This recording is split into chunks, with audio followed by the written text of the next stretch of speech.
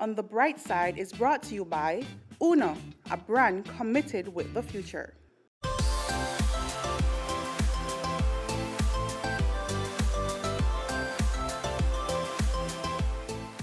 Meet Lloyd Graham. He lost his leg 6 years ago when a trailer fell on top of him. Recounting the incident, Lloyd shared with us the realization that his world would change forever after seeing his limb severed from his body. I was a driver and mechanic, and I got hurt. A trailer fell on top of me, and this leg went in the ground, in the grass, and I fell and it broke right there. But today is no regular day for Graham. He sat in a consultation with Prosthetic Hope International Belize with a hope to put aside his crutches. It gave me back my opportunity to survive in life. I could drive now, I could drive standard. I only drive automatic without the both leg now. I'm going to get a little bit of plaster on you, we'll get it cleaned off afterward.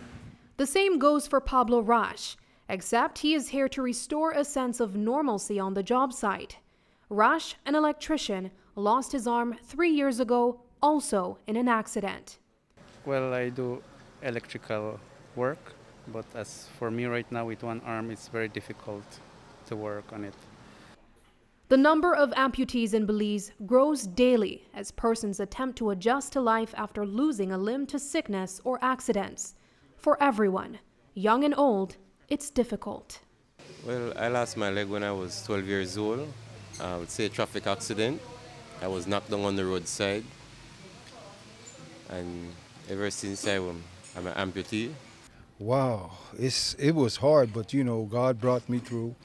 And I guess losing my leg was like a good experience for me because at the rate I was going, I wasn't going right. So it helps, What can I say?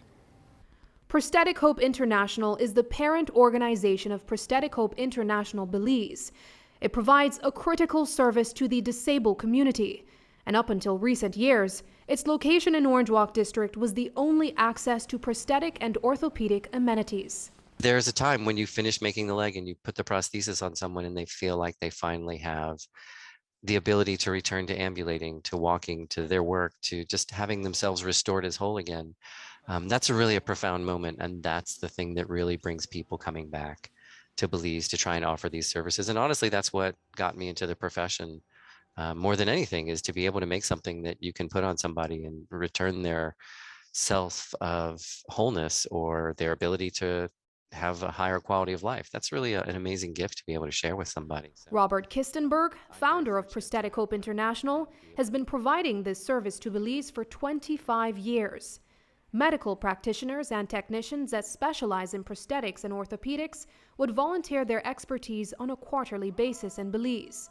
Over 1,000 Belizeans have benefited from the organization, and even more legs were made or repaired during that time. So I'm a prosthetist, so we do assessment of the clients and decide what is the best course of action for them.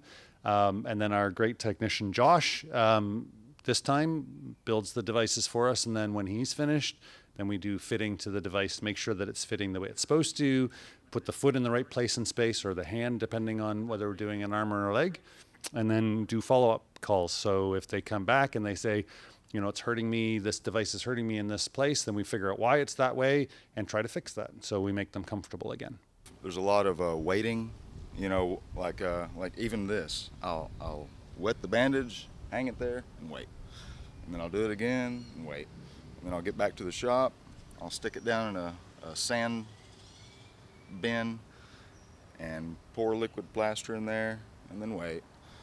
And then I might do a foam liner, so I'll put it in the oven and wait. Put it on the mold and wait for it to cool off. Wait for glue to dry. A lot of waiting time. And the turnaround time goes beyond waiting for the final product. Some prosthetic candidates have been waiting for this chance of mobility for years. At home, you would wait 2 weeks, 3 weeks, maybe depending if healing is delayed 4 or 5 weeks for a device. And I was seeing people this time who were waiting 2 years and they didn't have a device. So that's hard it's nice to be able to do that. Our goal has always been to have a full-time clinician and raise enough funds to be able to do that. And so we had been working on that and coming down every quarter. Really, we put this plan in place in the summer of 2018, so that every quarter we sent a team down and were able to continue making as many legs and kind of meeting the need that we were aware of. And then COVID hit. And so then we now have found ourselves where we are now back with a very large waiting list. But our goal is still to have folks come quarterly. And the donations the funds that we raise through donations for PHI Belize, we've been keeping that money to support the salary for a clinician, because once we have a clinician down there, then we'll have a full-time ability to take care of people rather than just quarterly. So the quarterly is just kind of a way to meet a further goal, which is to have a full-time clinician in Belize. Noel Young is a prosthetic technician who understands empathy when interacting with the disabled community. He has been involved with the organization since the age of 9.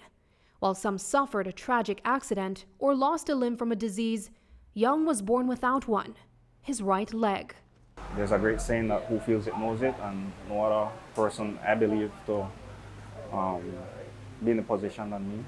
For me, I was born with one leg, so coming up was pretty difficult in some sense, but having a great mom and siblings, I was able to pursue through a lot of stuff that would happen at school or at work or whatever the case may be. And now I'm just here to give back what others give to me, and hoping and praying that one day I can say that I'm in the position to help more as a certified PO. You have to put trust in it. If you don't put trust, then you're not going to walk on it. Until then, Noel is making the limbs and teaching how to use them. And to our surprise, our second stop at PHI was met with a familiar face. Where he once supported himself with crutches, Lloyd Graham walked out of a room, adjusting to a new leg. Mr. Lloyd, you just took your first steps as a walking man again. How do you feel? I feel happy. So you're going back to Ontario Village, a walking man now. Are your family expecting you? Well, they will be surprised. Do they know that you're getting the leg today? No, I didn't tell them anything. When I go home, when I begin to walk, then they say, "But that's not light." And I say, "But the light is, you know." I'm surprised.